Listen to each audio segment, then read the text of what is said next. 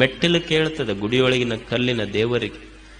ಅವಾಗ ಒಳಗಿನ ಕಲ್ಲಿನ ದೇವರು ಹೇಳ್ತದೆ, ದೋಸ್ತಾನೆ ಹೇಳೋದು ಬಹಳ ಖರೆ ಅದ, ಇಬ್ರೂ ಬಂದಿದ್ದು ಒಂದೇ ಕಲ್ಲಿನ ಹೊರಗಿಂದನ ಕರೆಕ್ಟ್, ಆದ್ರೂ ನಾ ದೇವರಾದೆ, ನೀ ಮೆಟ್ಟಿಲಾದೆ.